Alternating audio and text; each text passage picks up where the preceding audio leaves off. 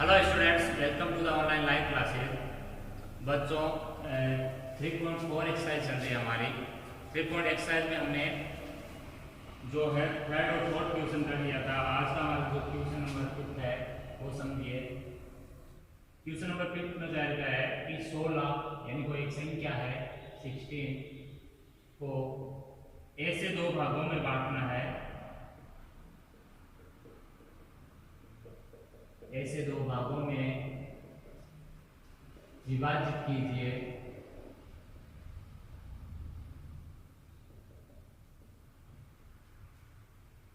कि बड़े भाग के वर्ग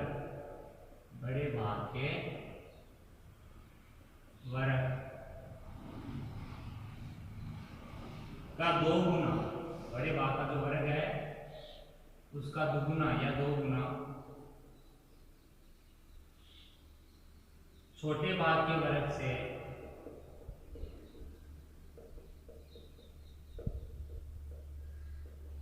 एक सौ चौसठ ज्यादा या 164 अधिक हो। ये हमारा आज का पहला क्वेश्चन और 3.4 का ये अंतिम क्वेश्चन है।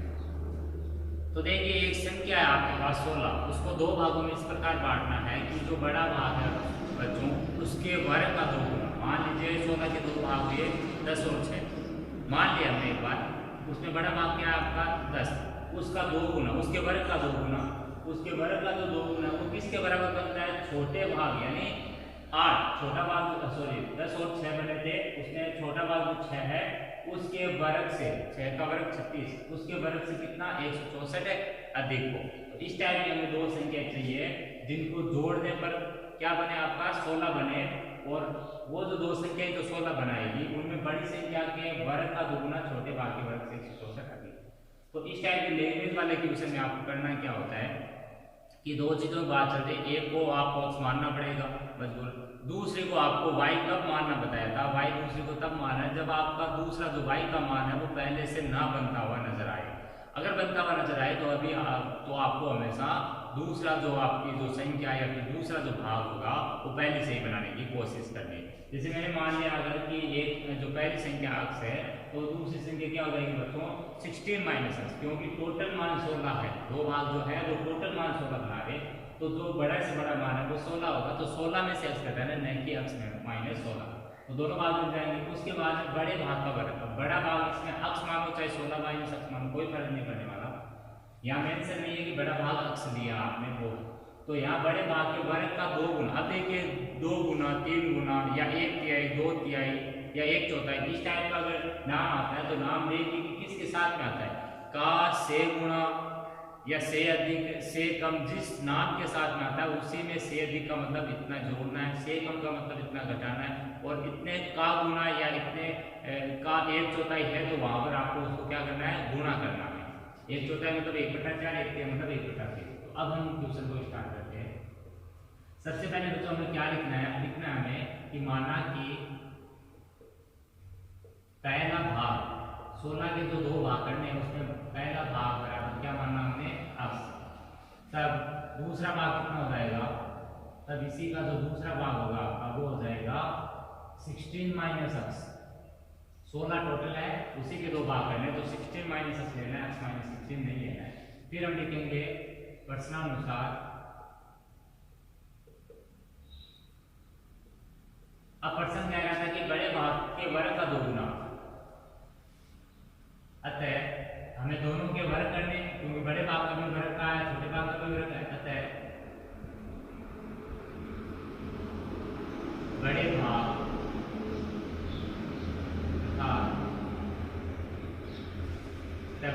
अर्थात हम यहाँ पर x को बड़ा भाग मानते हैं, आप चाहो तो 16 - x को भी मान सकते हो। बड़े भाग अर्थात x का वर्ग बराबर कितना जाएगा बच्चों, x का वर्ग करने के लिए x को x से ही गुणा करना पड़ेगा, यानी x²। बड़ा भाग का वर्ग है तो बड़े भाग का वर्ग कर लिया हमने, बड़ा भाग का लिए x माना है, x का वर्ग x²। इसी प्रकार हमें छोटे भाग का भी वर्ग करना है। इसी प्रकार छोटे भाग 16 - x का वर्ग बराबर कितना जाएगा बच्चों, 16 - x को 16 - x से गुणा करेंगे तो कितना जाएगा 16 - x का होल स्क्वायर, आप लिख सकते हो डायरेक्ट। पर्सन की शर्त से। अब हमें पर्सन की शर्त है उसके अकॉर्डिंग चलना है। पर्सन की शर्त कह रही थी बड़े भाग का वर्ग, बड़े भाग का वर्ग, इसको किससे गुना करना है बच्चों? 2 से। बड़े भाग के वर्ग का 2 गुना बराबर छोटे भाग के वर्ग, छोटा भाग हमने 16 माइनस x माना है, छोटे भाग का वर्ग प्लस कितना करना है? 164। ये लेंगे के रूप में मैंने लिख के बताया, आप चाहो तो डायरेक्टली भी लिख सकते हो कि बड़े भाग का वर्ग लेंगे x स्क्वायर का 2 से गुना बराबर 16 माइनस x का होल स्क्वायर प्लस 164। वो लाइन लिख सकते हो, ये ना लिखे, लेकिन ये समझाने के लिए बड़े भाग का वर्ग, बड़े भाग का वर्ग का है, बड़े भाग के वर्ग का 2 गुना करने को कहा था, 2 से गुना किया। वो जो मान बना रहे थे इसके बराबर बना रहे छोटे भाग के वर्ग से कितना ज्यादा कह रहा है? 164। कम रहता तो माइनस 164। या इसको हम गणितीय रूप में क्या लिख सकते हैं? x स्क्वायर यहाँ से डायरेक्टली ले लो, गुणा 2 बराबर 16 माइनस x का होल स्क्वायर प्लस कितना? 164। या 2x स्क्वायर बराबर, इसमें वर्ग कर लो तो याद आएगा 16 का वर्ग माइनस 2 गुणा x गुणा 16 प्लस x का स्क्वायर प्लस 164। या इसको लिख लो आप 2x स्क्वायर बराबर 256 minus 32x plus x square plus 164। आगे समझिए।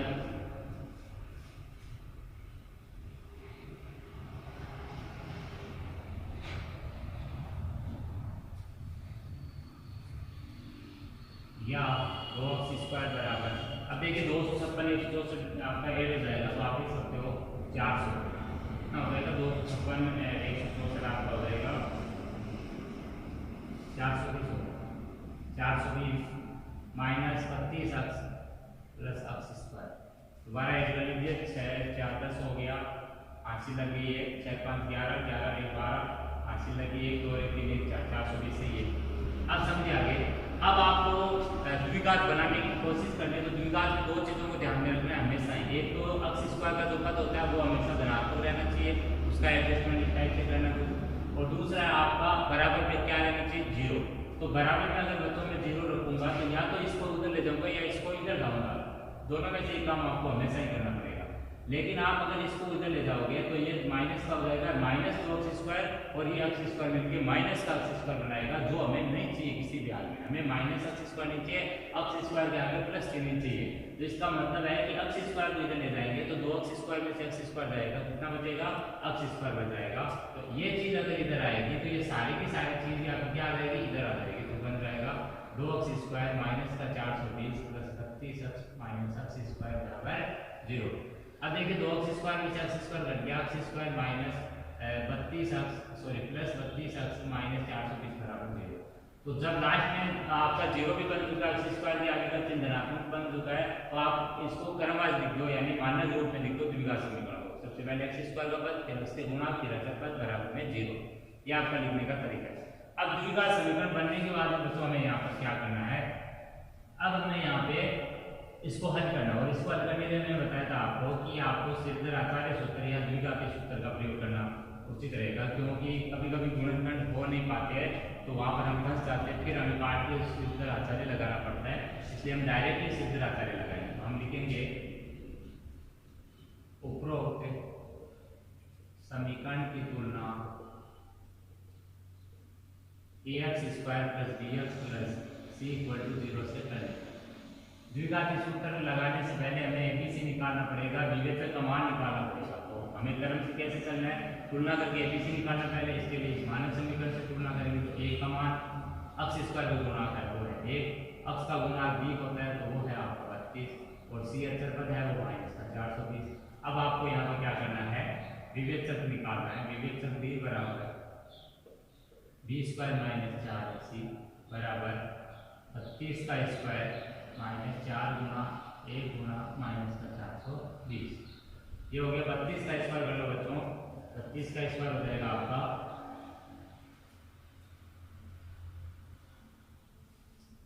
1024 माइनस ये हो गया माइनस माइनस प्लस, ये हो गया आपका 1680 हो गया 1680 और ये जुड़ के आपका हो जाएगा 2700 जोड़ लो आप 4 10 7 2704 कितना हो जाएगा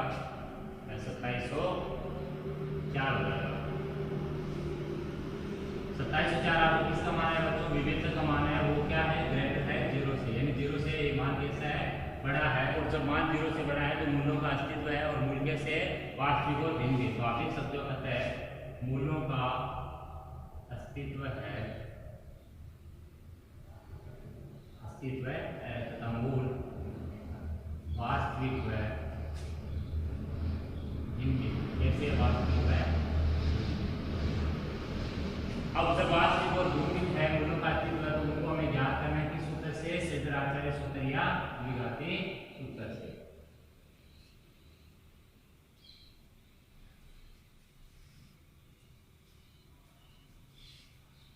अतः द्विघाती सूत्र से, द्विघाती सूत्र के लिए आपको देखना है अक्ष में था तो उसमें उत्तर आएगा -b plus minus under root b square minus 4x की बट्टी में 2a।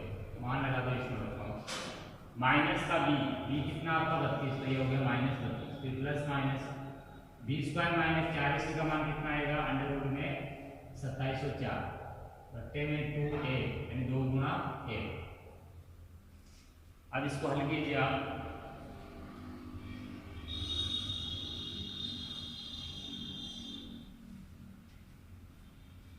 या x बराबर -32 प्लस माइनस 2704 का वर्गमूल करना है हमें, तो 2704 का वर्गमूल कैसे आएगा? 32 का ये वर्ग का आपका बता है, सॉरी 32 का वर्ग लिखना है, ये आपको वर्गमूल निकालना पड़ेगा इसके लिए। तो ये शायद आपका 52 का वर्ग होता है, देख लीजिए बात।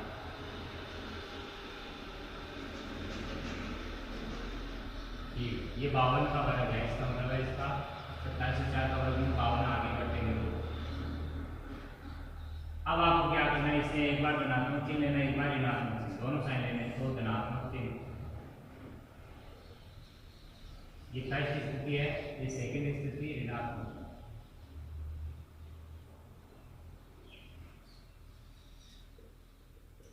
-32 प्लस 52 बट्टा 2 -52 यह आ गया 20 बट्टा 2 यानी 10, और यहाँ से आ गया माइनस का 84/2 यानी माइनस का 42। तो अक्ष के दो मान है बच्चों, एक तो प्लस का है एक माइनस का है। यहाँ पर करना क्या है, अब आपको यहाँ पर ये देखना है कि इनमें से कौन सा मान लेना है कौन सा नहीं लेना है। तो देखिए कि अगर हम माइनस का 42 लेते हैं फिर हमें दूसरा मान निकालना पड़ेगा। -42 लेंगे तो आपकी दूसरी जो संख्या आएगी वो 16 -42 आएगी, यानी वो आ जाएगी आपके कितनी 58 हो जाएगी, कितनी हो जाएगी 58। और उससे आपका जो ये जो है चीज है वो आपकी संतुष्ट नहीं होगी, यानी 16 के 2 भाग हो जाएंगे 58 और ये आपका हो जाएगा एक -42। लेकिन वहाँ से आप इस जो कंडीशन है इसको संतुष्ट नहीं करा पाओगे, बल्कि हम 10 अगर लेते हैं तो 10 से दूसरा मान कितना आ जाएगा 16 -6 है, और 10 और अगर 6 के लिए हम कंडीशन अप्लाई करें तो वो कंडीशन ये जो भाषा लिख रखी है उस पर लागू होती है। तो हम लिखेंगे यहाँ पे कि अतः पहला भाग x बराबर कितना है बच्चों 10, इसको निरस्त कर दो, निरस्त करने पर ये निरस्त क्यों किया है, क्योंकि ये हमें जो -42 है तो दूसरा मान इससे आएगा 58, और 58 और -42 है वो जो 16 के 2 भाग तो हो गए, 16 के 2 भाग तो हो गए, लेकिन ये जो 16 के 2 भाग नहीं, 16 के 2 भाग हो गए वो 16 से छोटे ही होंगे बच्चों, 16 के 2 भाग हो गए वो 16 से छोटे होंगे, ये ध्यान रखिए। तो -42 से इसको निरस्त कर दिया, तब दूसरा जो भाग होगा वो आ जाएगा आपका 16 -10 यानी 16 -10 बराबर कितना 6। तो 16 के 2 भाग क्या क्या है 10 और 6, ये दो आपके आंसर है, एक पहला 10 और दूसरी कोडिशन क्या वो है 6। तो आप लिख सकते हो तब 16 के 2 भाग 10/6।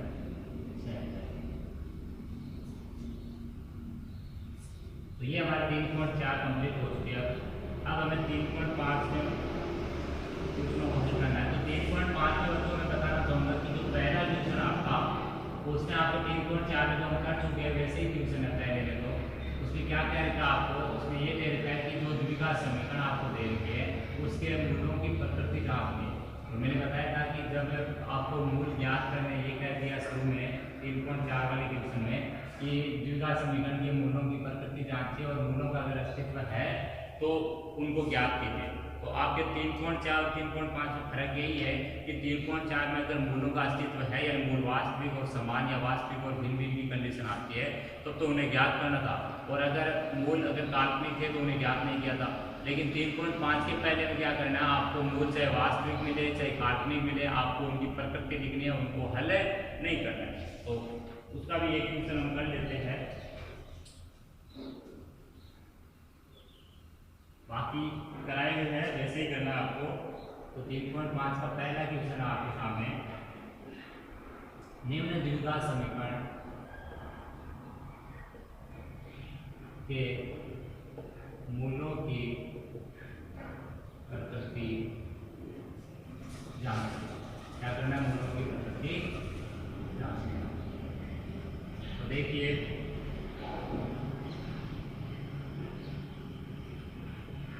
दो x square minus 3x plus 5 बराबर कितना बच्चों, 0।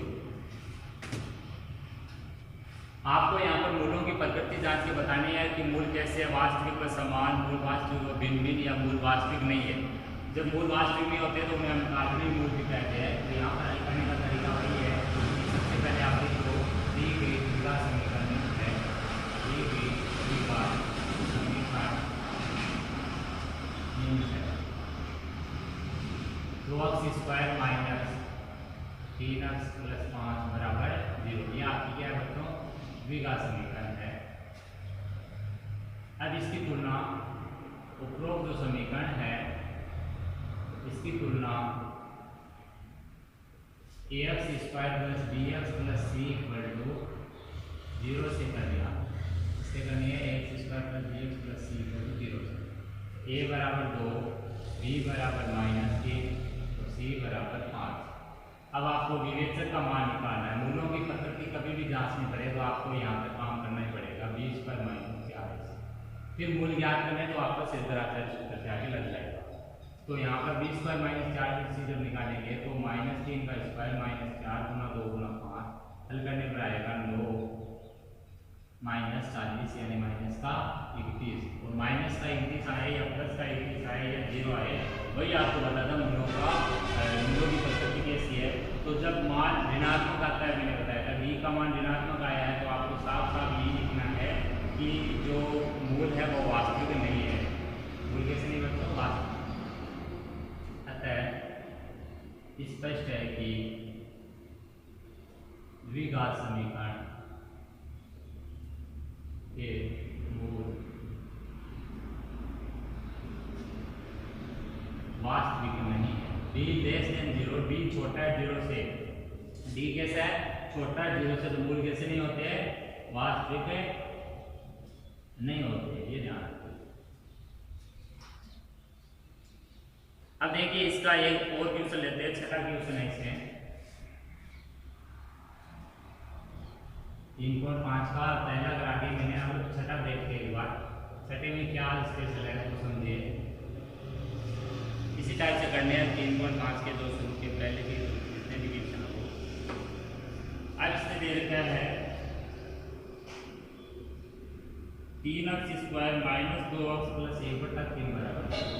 तो देखिए बच्चों एक चीज़ आपको मैं समझा रहा हूँ कि आपको जब भी द्विघात समीकरण के मूलों का अस्तित्व है ये जांचना है, मूल हल ज्ञात करने हैं, तो हमेशा दिमाग में रखिए सबसे पहले आपका काम होता है द्विघात समीकरण को जनरेट करना, यानी द्विघात समीकरण बनाना।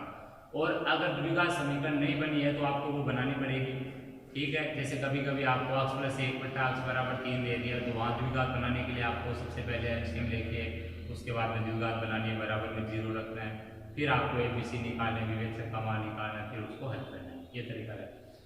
लेकिन अगर द्विघात आपको दिख रही है फिर भी आप कहते हो कि इसमें थोड़ा सा चेंजेज आवश्यक है, वो कहाँ पर है, वो ये है कि x स्क्वायर का गुणांक, x का गुणांक अचर पद आप हमेशा एक ऐसा मान के चलो वो पूर्णांक, वो दशमलव में है तो उनको पूर्णांक में बदल दो, वो भिन्न में है तो उनको पूर्णांक में बदल दो, ठीक है। वो हमने 9th क्लास में किया था जब दो चरों वाले की समीकरण समझी थी, तो वहाँ पर जो भी x और y के गुणांक हमारे दशमलव में रहे थे तो हमने दशमलव हटा के उनको किसमें बदला, पहले भिन्न में, और भिन्न को फिर लघुत्तम लेके किसमें बदला था बच्चों, पूर्णांक। तो यहाँ पर आपको दो चीज़ें सीखनी है कि दशमलव में है तो पहले वो भिन्न में जाएगा, भिन्न में है तो फिर उत्पूर्णांक में बदलेगा एलसीएम मेथड से।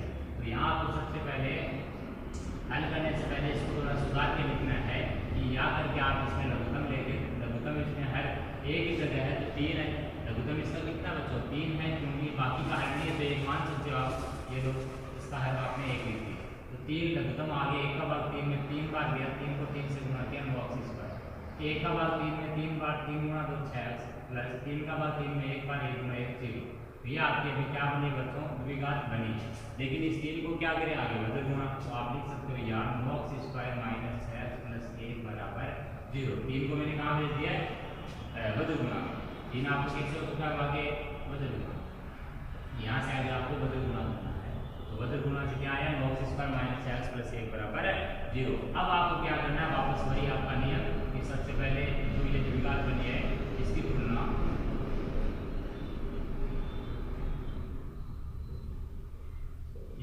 बच्चों ax² + bx + c = 0 से करनी।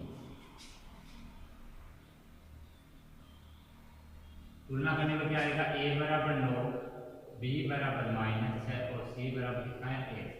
अब आपको विवेचक b का मान निकालना है,